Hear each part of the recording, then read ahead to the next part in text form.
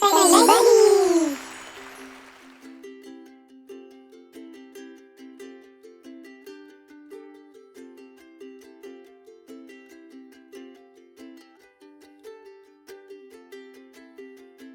Hello viewers, welcome back to our channel. So in today's video chemistry edition, we are going to study about scientific notation and also unit conversion. So before proceeding to the teaching part, let's have a look at the learning outcomes. So firstly, we're going to have a look at the introduction of scientific notation, followed by how to write a scientific notation, and then we're going to have a look at the significant figures rules and also the usage of significant figures in calculations, unit conversions, and finally quantitative analysis. Let's begin our lesson with scientific notation. Scientific notation is a method to deal and express very big numbers and very small numbers. A scientific notation usually consists of a number between 1 to 10, which will be referred as n. It also has a power of 10, and it will be written as n times 10 to the power of small n. The exponents are easy to simplify as they are always powers of 10. For example, 10 to the power of 2 is equals to 100 and 10 to the power of negative 2 is equals to 0.01. We should always remember that any numbers raised to the power of 0 will be equals to 1. For example, 8 to the power of 0 is equals to 1. Same goes to all the other numbers. Next, let's learn how to write a number in scientific notation. So in order to write a number in scientific notation, initially we have to move the decimal in the number so that the number becomes a number between 1 to 10. For example, the large number that we want to convert into scientific notation in this example is 8,898,900. So the first step we need to do in this case is change that large number into a small number between 1 to 10. So the number we're going to take is 8. So in order to make the number into 8, we have to move the decimal point to the left. So we have to move 6 places to the left so that we can reach 8.8989. After that, we have to write that number in scientific notation by multiplying it with 10 to the power of 6. The 6 refers to the number of places that you move to the left. So the exponent will be positive if the decimal is moved to the left and negative if the decimal is moved to the right. So if you're still not sure about the answer, you can always recheck the answer by multiplying it back. So in this case, we can multiply 8.8989 with 10 6 times and we will get the initial answer back, which is 8,898,900. Now let's have a look at a few examples. So in these examples, we have to convert all those numbers into significant figures. So when we look at the first example, we have 840,000. So in order to make that 8 a single digit, we have to move the decimal places to the left 5 times so that we can get the final answer, which is 8.4 times 10 to the power of 5. The next example, we have 0.089898. So in order to make that 8 as a single number again, we have to move to the right this time 2 times. So when we move to the right, we have to put a negative symbol there. So the final answer will be 8.9898 times 10 to the power of negative 2 because we moved the decimal places to the right. The third example, we have 0.0730. So in order to make the 7 as a single number, we have to move to the right 2 times. So the final answer will be similar as the second answer, which is 7.30 times 10 to the power of negative 2. Next, we're going to learn about the rules to determine the number of digits that are significant. There are basically 4 rules to determine the number of digits that are significant in measurements. The first rule states that all non-zero digits in a measurement are significant. For example, we have 58.98 centimeter. So in these numbers, there are no zeros at all. So we have to consider all those individual digits as a significant figure. So in this case, we have totally 4 significant figures, which includes 5, 8, 9 and also 8. In the next example, we have 6.9 kilogram. So in this case also, there are no zeros. So 6 and 9 are considered as significant figures. So totally we have 2 significant figures. And finally, 459.23 kilometer, we have 5 significant figures, which includes 4, 5, 9, 2 and 3. The second rule states that leading zeros in decimal numbers are not significant. For example, in 0.07 centimeter, there are two zeros in front of the digit 7.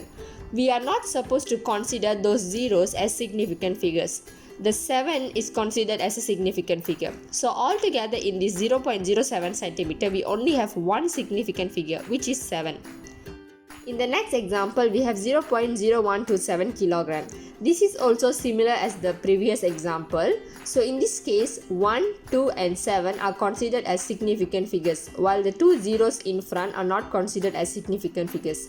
So altogether in this case, we have three significant figures. And the final example, 0.47 kilometer, 4 and 7 are considered as significant figures. So altogether we have two significant figures. The next rule states that zeros between non-zero numbers, which are also known as captive zeros, are significant because they cannot be rounded unless they are at the end. So when we look at the example, we have 60.9 centimeter. So we can see that the 0 is placed in between 6 and also 9. So in this case, we have to consider that 0 as a significant figure. So altogether we have three significant figures in this case, which are 6, 0 and also 9. In the next example, we have 2018 seconds. The 0 is placed between 2 and also 1. So we have to consider that 0 as a significant figure. So altogether we have four significant figures in this case, which are 2, 0, 1 and 8. And in the final example, we have 0.0709 kilogram. According to rule number 2, we cannot take the initial two zeros as significant figures, but we have to consider the 0 which is in between 7 and also 9. So in this case, we have three significant figures altogether, which is 9, 0 and also 7. And the last rule states that trailing zeros without decimals are not significant. They only serve as placeholders. What they mean here is zeros in whole numbers are not considered as significant figures. For example, in 56,000 kilometer, the zeros at the back should not be counted as significant figures. So there are only two significant figures in this case, which is 5 and also 6. But in the next example, 78.00 kilogram, the zeros are considered as significant figures because they are in decimal form. So we have four significant figures altogether, which include 7, 8 and 2 zeros at the back. In the next example, we have 23,007,000.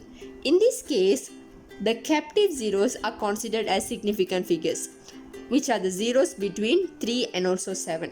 But the last three zeros are not included as significant figures. So altogether we have five significant figures in this case, which includes 2, 3, the two zeros in between 3 and 7, and finally 7. Those are the four rules that we have to remember in order to determine the number of digits that are significant in measurements. You should always remember that zeros are special digits. Sometimes they are counted as a significant digit, but sometimes they are not. It always depends on their position. For example, we have 0.08760. In this case, we have four significant figures, which is 8, 7, 6 and 0. In this case, the first two zeros are not considered as significant figures. They only act as placeholders. We should always start counting from left. Do not start counting until you meet the first non-zero digit. In this case, the first non-zero digit is 8. And always remember that everything after that non-zero digit will be counted if it is a decimal number. Now let's proceed to the second part. We are going to focus about the rules for rounding numbers to correct significant figures. Rule number 1 states that if the decimal fraction is greater than 0.5, we have to add 1 to the last digit retained. For example, in 9.7, we have 0.7 which is greater than 0.5. So we have to add 1 to number 9. So the final answer will be 10.0. In the next example, we have 8.7. 0.7 is greater than 0.5. So we have to add 1 to number 8 and the final answer will be 9.0. Rule number 2 states that if the decimal fraction is lesser than 0.5, do not change the last digit retained. So for example, we have 7.3. 0.3 is lesser than 0.5. So we should not add any numbers to 7. So the final answer will be 7.0. In the next example, we have 4.2. 0.2 is also lesser than 0.5. So we should not add anything to number 4 and the final answer will be 4.0. The next rule states that if the decimal is exactly 0.5, add 1 to the last digit retained if it is an odd number and do not change the last digit if it is an even number. Even numbers are numbers that are divisible by 2 and odd numbers are numbers that cannot be divided by 2. So for example, we have 6.5. 6 is an even number. So according to rule number 3, we should not add any numbers to 6. So the final answer will be 6.0. But in the next example, we have 8.35.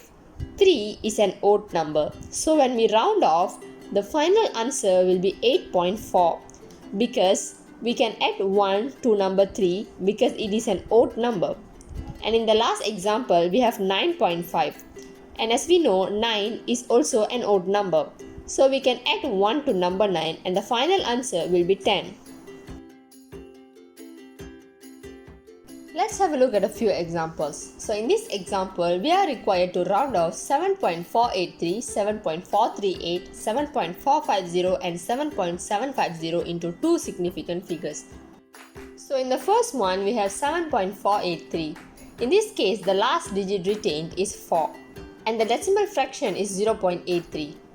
0.83 is greater than 0.5. So we have to add 1 to the digit 4. So the final answer will be 7.5. In the next example, we have 7.438. The last digit retained in this case is also 4, but the decimal fraction is only 0.38, which is lesser than 0.5.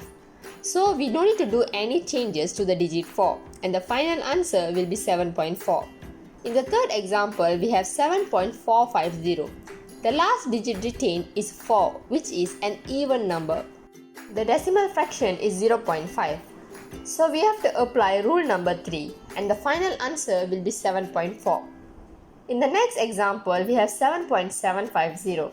The last digit retained is 7, which is an odd number. The decimal fraction is 0.5. So when we apply rule number 3, we are required to add 1 to the digit 7 and the final answer will be 7.8. In the following part of this video, we are going to learn about the rules for addition and subtraction with significant figures. So according to rule number 1, in addition and subtraction, the final answer must be in the least decimal point of the numbers going into the calculation. And according to rule number 2, only the final answer must be rounded off. The numbers in the intermediate steps of calculation should not be rounded off. Let's go through an example. We are required to solve the problem with correct significant figures. 501.67 kg plus 89.901 kg plus 34.7 kg. So as we know, 501.67 kg has 2 decimal places and 89.901 kg has 3 decimal places and 34.7 kg has 1 decimal place. So when we add everything, we will get 626.271 kg. But the final answer will be 626.3 kg because we only need to take the least decimal place, which is 1. Always remember that the number with the lowest decimal value determines the place of the last significant figure in the answer for addition and subtraction questions. Now let's move on to the rules for multiplying and dividing with significant figures. We should always keep in mind that final answer should only have as many significant digits as the term with the least number of significant figures. Let's go through this example. So in this example, we are required to solve these numbers with correct significant figures. 56.3 mg multiplied with 12.3 mg multiplied with 1.2 mg. When we solve this, we will get the answer 830.988 mg. But the final answer is 8.3 times 10 to the power of 2 mg. In this question, the least number of significant figure is 2 from 1.2 mg. So 0.988 digits must be dropped and the final answer should be rounded off to two significant figures. That is why the final answer becomes 8.3 times 10 to the power of 2 milligram. Now let's move on to mixed operations. Mixed operation contains calculations that combines addition, subtraction, multiplication and also division. So in this question, we are required to solve the mixed operation with correct significant figures. 8.9 multiplied with 3.564 plus 2.316. So before solving this equation, we have to look at BODMAS. So according to BODMAS, we have to solve multiplication before we solve addition. So when we solve the multiplication, 8.9 times 3.564, we will get 31.7196. However, the answer is only 32 according to correct significant figures because this is multiplication and we have to take the least significant figures, which is 2 from 8.9. Then when 31.7196 added to 2.316, the final answer must follow the lowest decimal value, which is 0. And the final answer will be 34.